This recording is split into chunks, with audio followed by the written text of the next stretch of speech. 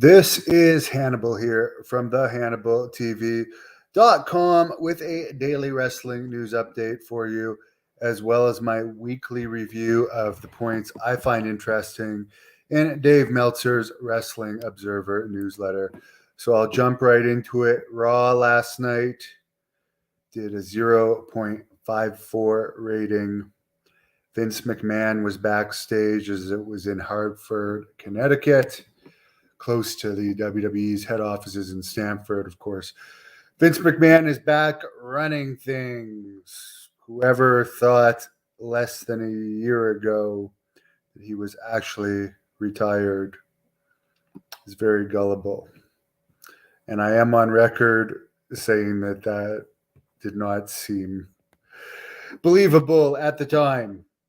The last time that he physically appeared backstage at Raw was the Raw following WrestleMania in LA. Mustafa Ali has been called back down to NXT. Apparently, UFC champion Amanda Nunes is interested in possibly going to WWE after her UFC career wraps up. Now that WWE and UFC are going to be the same company, I think you're going to see a lot more crossover. As far as what UFC stars have crossed over and done well in WWE so far, Ronda Rousey, I think, became less famous in WWE. You guys can let me know what you think about that, but I definitely think she became less famous. And she's more famous than most WWE women wrestlers, she's definitely, I don't know if she's a draw or anything at this point. Amanda Nunes, or however you pronounce her last name, she's not the most charismatic, obviously an amazing athlete, but they're having a hard time making stars. So if you can take stars from another sport and bring them to WWE, that's a way of getting new stars not made from wrestling. Whether they'll actually keep wrestling fans' attention or not, who knows? NXT's pay-per-view in Lowell, Massachusetts had about 3,000 fans in a building that holds 5,000 for their pay-per-view. The funeral of Billy Graham was June the 1st in Chandler, Arizona. I put the link to that in the description of this video. Alexa Bliss has revealed that her and musician Ryan Cabrera are expecting a baby. Apparently, MLW is still trying to sue the WWE, even though their first lawsuit was dismissed. They're trying to appeal it, alleging that WWE is the reason that MLW is no longer on Reels, even though the MLW Reels television show didn't last very long and didn't get good ratings. I don't know if it ever even got a 0.01 rating. And WWE is pointing out that Women of Wrestling, that actually gets better ratings than Impact, MLW, and a lot of the New Japan, a lot of the companies get a lot more publicity, is still on Reels. And of course, Women of Wrestling is on a lot of stations. But no, I would not blame MLW's problems on WWE. Maybe they should invest all this lawsuit money on getting better talent. Because if anything, and you guys tell me in the comments if you agree or not, when AEW debuted, that pretty much became a huge number two. And companies like Impact, Ring of Honor, and MLW became way, way, way less significant, to the point where Ring of Honor actually pretty much went out of business and sold to Tony Khan. They were getting like dismal interest. Dwayne Johnson has confirmed that he's back in the Fast and Furious franchise after a long feud with fellow actor Vin Diesel. The New York Post is reporting that Pat McAfee's new ESPN contract is a 5-year deal, $17 million a year. Gable Stevenson, who's been seen from time to time by WWE and is under WWE contract, I'm sure they're really helping his training since he is under WWE contract. I'm sure that they're giving him the absolute best training, and I can only imagine that they're taking a very close look at all of his amateur accomplishments. But he is facing Mason Paris at Final 10 on June 10th, Newark, New Jersey, for the spot on the U.S. national team at 275 pounds. He talked this week that he could still be eligible for the 2023-2024 NCAA season. He's also interested in possibly entering the Olympics again. So why not? His WWE stuff, well, it can be put on the back burner. He wasn't really like that well accepted in WWE. He wasn't like accepted as like Brock Lesnar got over almost immediately. Gable obviously is an amazing athlete, actually a better amateur wrestler than Brock Lesnar, but doesn't really have that monster it factor for pro wrestling. But he's an amazing amateur wrestler, and I'm sure the more famous he gets in amateur wrestling, the more chance he's going to have down the road and getting over better in pro wrestling. Or now that WWE and UFC are one, I could see UFC trying to recruit him after the next Olympics. Because I think probably he'd be better off going into UFC and gathering some type of UFC record prior to WWE to just make it a bigger deal when he finally goes into WWE. For AEW, their Double or Nothing pay-per-view had 9,000 paid, and a gate of about 900,000. So that was about 1,000 more paid than AEW Revolution had in San Francisco for their previous pay-per-view, and 100,000 more at the gate. Apparently the upper deck hard camera side was tarped off, and it was well below what AEW did its two previous Double or Nothing shows. By the way, Rampage, let me look up the Rampage rating. I heard Rampage did a horrible rating this week. I think that the announcement of Collision is just killing Rampage, because it was already a secondary show. Now it's going to be a third show. Oh, yeah. Let's just look at this for a second. Did a 0.12 rating, which isn't bad, but they had no major competition, and it was in its regular time slot. So not all that much interesting. Alan, one of our great members, appreciate your help supporting this channel.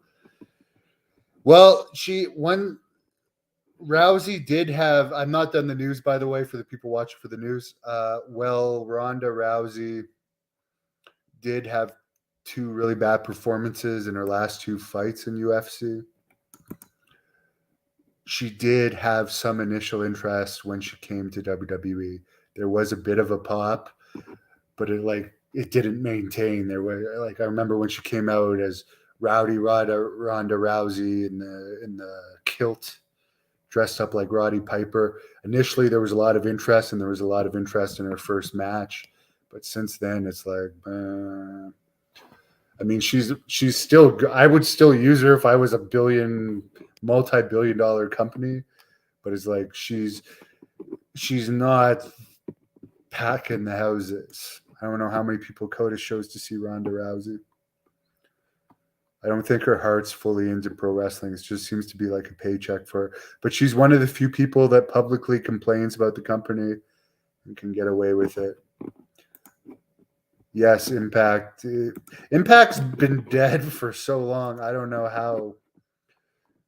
I guess it's a tax write-off for Anthem. Anyways, back to the news here. Tony Khan said 65,350 tickets have been sold for All In Wembley Stadium.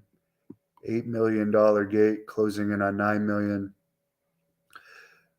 He has said that he talks to Goldberg and their friends.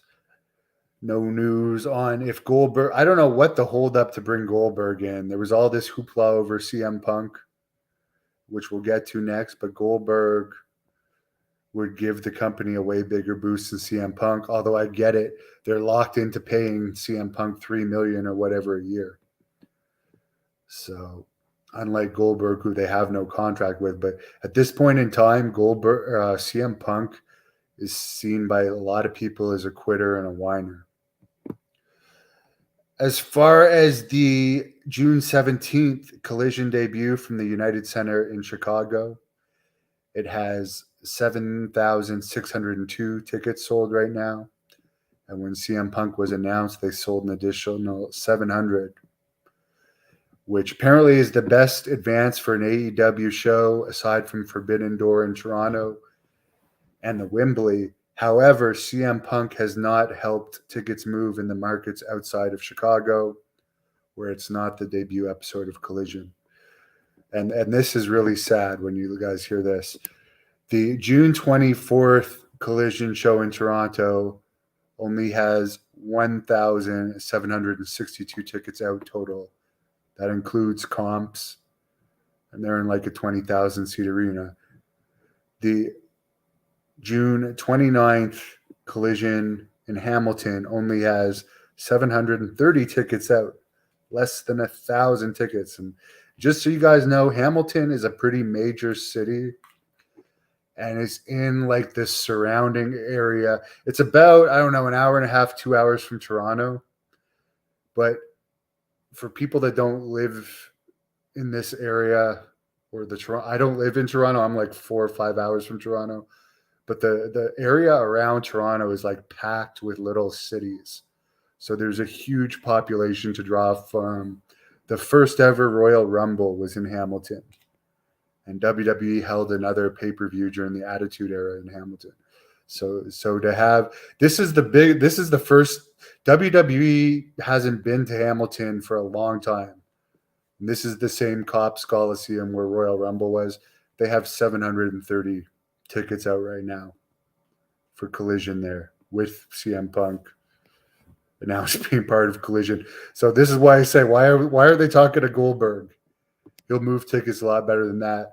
Okay. And then in Regina, Saskatchewan, where nothing comes, okay, it's in the middle of the prairies. 1,325 tickets out. Again, nothing comes there. Collision doing a taping there is a huge deal. The last WWE taping in Regina, which was probably the only WWE taping in Regina ever, was a Superstars taping in they may have actually done 2 in Saskatchewan. 4 total, because during the Bret Hart era, they did 2 tapings in Regina, 2 in Saskatoon, I believe. Because I think Bret Hart actually won a world title in Saskatoon, which is funny. But Stampede used to have that territory. Anyways, it's been since the early 90s since any wrestling TV has been to Saskatchewan, and they have 1,325 tickets out. July, and why they're doing these tapings in Canada when Collision isn't even going to air in Canada, I don't know. July 15th in Calgary, 3,293 tickets at the Saddle Dome for AEW's first time in Calgary, major city in Canada. During Stampede Week, where lots of people travel to the area. Chris Jericho, I mean, he started in Calgary. Then on the 22nd of July in Newark, they have 3,900 tickets out. They had house shows June the 2nd in Tupelo, 1,494 fans, according to this Wrestling Observer. The third in Huntsville, Alabama, 2014. Sammy Guevara has said he does not want to work house shows. Again, and Tony Khan is the best boss ever. I'm not sure how profitable these house shows are. I know they don't use really a lot of the top stars on them. But Sammy Guevara stating he does not want to lower himself to house shows. Hasn't stated that, but he said he doesn't want to work them. So, I don't know. The May 31st Dynamite taping in San Diego had 4,000 paid. In other wrestling news, Billy Corgan says he's turned down outside investors that have wanted to help the NWA because he wants it to be his pure vision and present it how he wants it. I mean, it's his toy. He's a multimillionaire. He can do whatever he wants. I have no idea how well it's doing or how well it isn't doing. But I have no problem with him having a little toy called the NWA and doing whatever the hell he wants with it. Brian Dixon, which is a UK promoter that promoted All-Star Wrestling in the UK, that I wrestled for in 2008, passed away on May the 28th at the age of 74. In my experience with him, I don't know how much he made. I'll explain it because I got time now. For anyone that doesn't know, he had the contract to put on shows at these Butlins camps, which are like holiday camps that you go to in the UK where there's, I don't know, at some of them it seemed like there could be 3,000 or more people there at a time staying at these camps. There's bars, there's entertainment for kids to do, there's like little concerts, Teletubby type concerts, and then there's wrestling matches. And the wrestling matches at these events are in front of like the Butlins crowd. So they're not necessarily wrestling fans, but you have a show that can be seen by as many as sometimes 2,000 people. So he would get like a flat fee to put on shows at these Butlins holiday camps, and he would also do shows in various venues like the theater in Croydon outside of London, all sorts of venues across the UK where there was actual paying audiences, where he'd bring in guys like Tatanka to help draw the crowds, who I wrestled a couple of times there, or Doug Williams, who I defeated right in the UK. But I don't know how much he made. I guess the American Dragon said he made 60 pounds a night there. I know that Sheamus wrestled for him. Drew McIntyre wrestled for him. PCO was there when I was there. Rene Dupree was there when I was there. Mason Ryan was there when I was there. I know I made 60 pounds a night. PCO, he had a deal where he had an apartment, and he ended up conceiving his kid in London while I was there, I guess, and he ended up naming the kid London. A little bit of trivia for you. But it wasn't so bad for him because he didn't have to live in what they called the digs, which is like a house that was the office of Brian Dixon, but was also like the house where all the wrestlers stayed. And sometimes the drives would be like 6 or 7 hours. I'm not a car sleeper, okay? I can't sleep in a car. I'm big. And oftentimes you're in a van that's full of merchandise. And there's big wrestlers next to you and you're like packed in there like sardines. Not the best sleeping weather, and usually the drivers just would very rarely stop to let you pee. Anyway, so sometimes you'd get home at like 6 or 7 in the morning, and then you'd have to leave again. Sometimes early in the morning, sometimes 11, sometimes 1. It depends how far the next place was. And because we also had to set up the ring, we had to come like hours in advance to set up the ring. Sometimes there'd be enough time to find a gym to walk somewhere after the ring was set up. Other times you'd have to try and work out, walk the half hour to the gym from the house, work out, walk back before the van would leave. Anyways, the breaking point for me was Brian made a rule where the curtains in the house were apparently antique, and he didn't want us closing the curtains anymore to sleep, since oftentimes we'd have to sleep during the day because we're not getting home until like 6 or 7 in the morning. I think it was 2 or 3 days after that. I'm like, the hell with this. Like this already isn't worth the money. I make more at my shoot job at home. And now you're telling me I've got to sleep with the sun blazing. Oh yeah, and the other thing he would do is he would only be there during the day hours, and he would blast the heat when he came in to work in his office. So it got boiling hot, but then he would turn it off. He'd turn off the heat to the house when he left. So you'd literally freeze all night, where you'd have multiple blankets piled on you. Then he'd come in and blast the heat, and you just wake up covered in sweat. So yeah, it was interesting. There was no dryer. There was one washing machine that everyone had to share. You had to hang your clothes up on a clothesline to dry, which is common in the UK. And then for a guy like me that's very kayfabe-ish, the thing that I absolutely hated about it is after the shows, he would want everybody, heels and faces, to be in the ring signing autographs of pictures that he sold. And like I don't know what the other people's deals were, but I wasn't getting any picture money. So it's like I was always taught in kayfabe to like kayfabe stuff.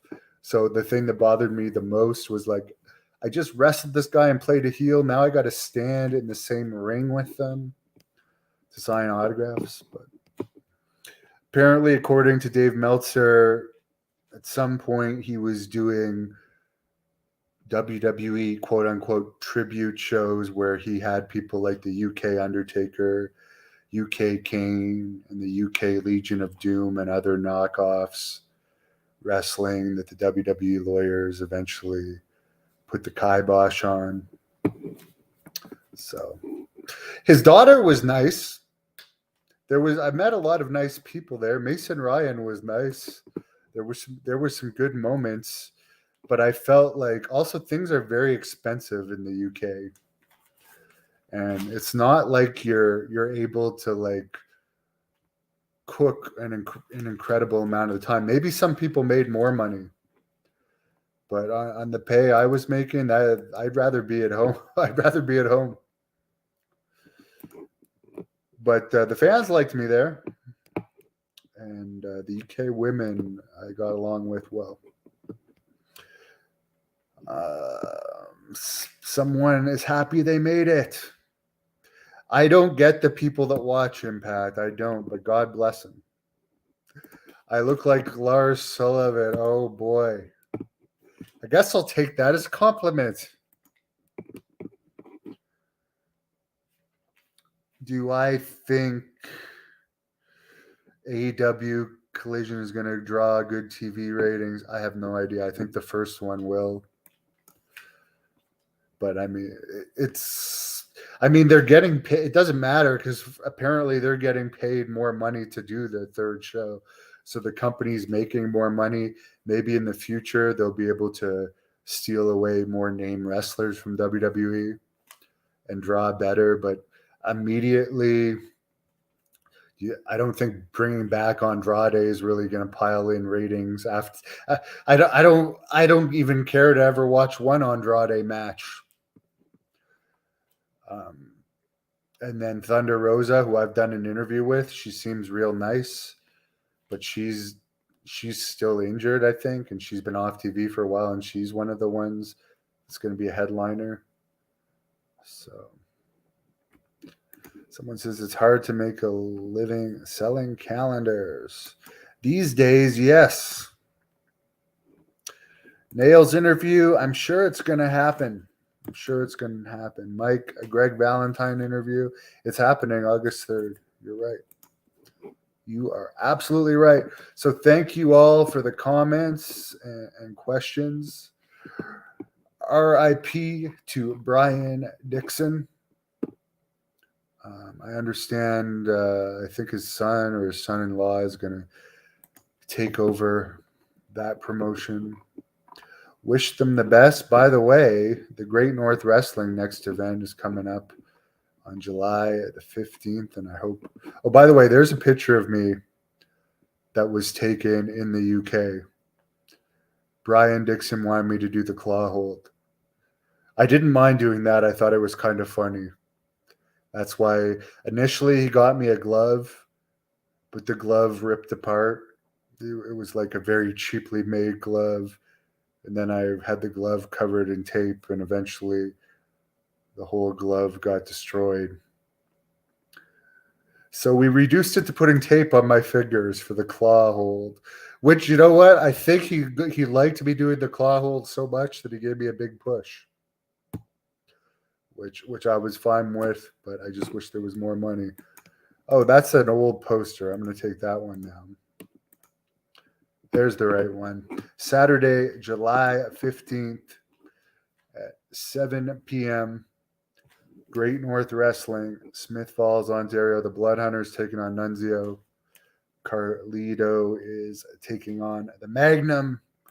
Jeremy Prophet will be defending the Canadian title, and a lot more to come. 60 pounds a night is like 120 USD. No, it's not. Well, keep in mind, I was there in 2008. I don't know what the conversion is now. I'll do it for you now.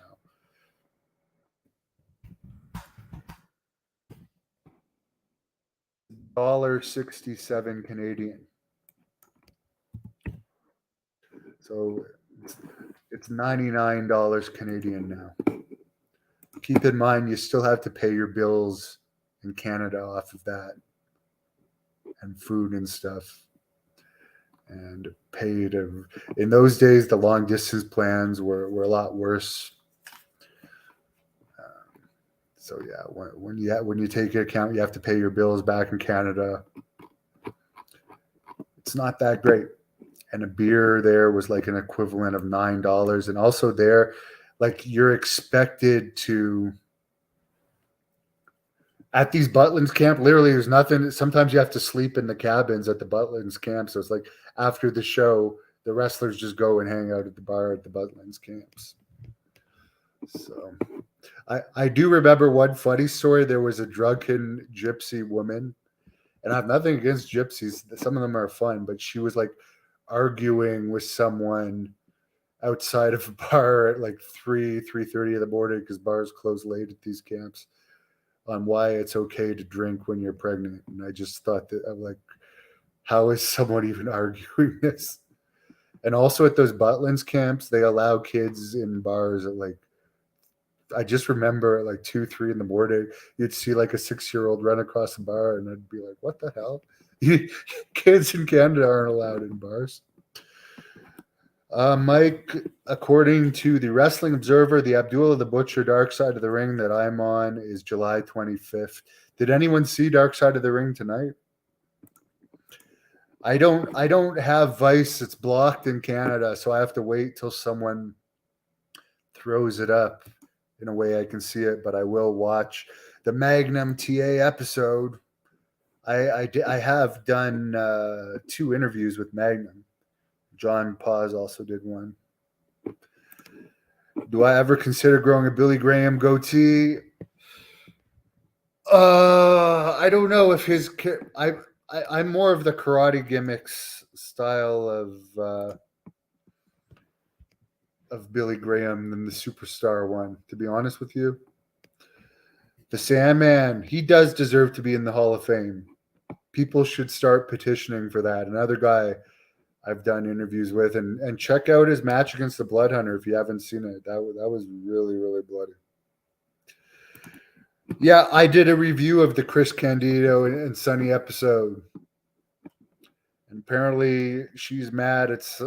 I don't know if Sonny's out on bail or not, to be honest with you, because the last I could see back over a year ago, she was denied bail. But she's tweeting right now. I don't know if in the US they allow access to social media in jail. I would assume not, unless she's telling someone at visitations to go onto her account and tweet this. But I would assume that likely she is probably somehow on bail because she hasn't been convicted of anything. Maybe she reapplied for bail, and maybe she's been quietly out on bail and kept her mouth shut until all this dark side of the ring crap, and now she's starting to tweet about Francine. I don't know. But I would assume if she's tweeting, maybe she is out on bail. Who knows?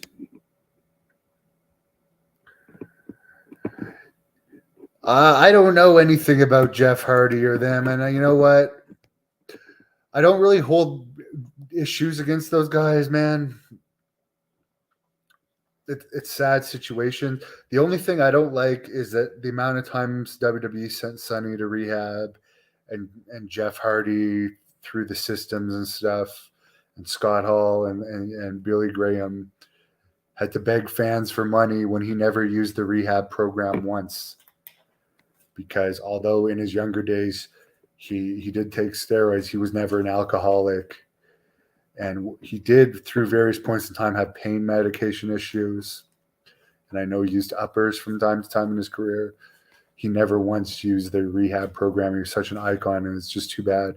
He had to literally beg for money to stay alive when people with drug and alcohol issues can get free treatment, which I think is good. I think it's great that they do that, but I wish for the special cases, like I know Marty Jannetty, I don't know, he probably does possibly need that treatment. I don't know Marty well enough to know if he does or doesn't, but I know he has like medical issues that maybe if his real medical issues were taken care of, that would help him not need those other crutches to get through the pain day to day. There is a dark side of the ring coming up on Marty Jannetty, and I am interviewing Marty this month. One of my favorite people to interview. Yeah, I don't know how Jeff Hardy was able to drive that car. The people that have their licenses suspended and are still driving, that's beyond me. I don't know how she kept getting out of trouble. I know things are a lot stricter here in Canada. I don't know the U.S. Prison system or laws. I don't know. They don't teach you all that much about U.S. history and law in Canada. I remember this. This is actually funny. I used to think the Confederate flag, even up until like 25, I actually just thought the Confederate flag was the Dukes of Hazzard flag. That's how brainless I was from what we're taught in history about U.S. history here in Canada. Anyways, guys, have a great night. Thank you for watching the Hannibal TV. Please like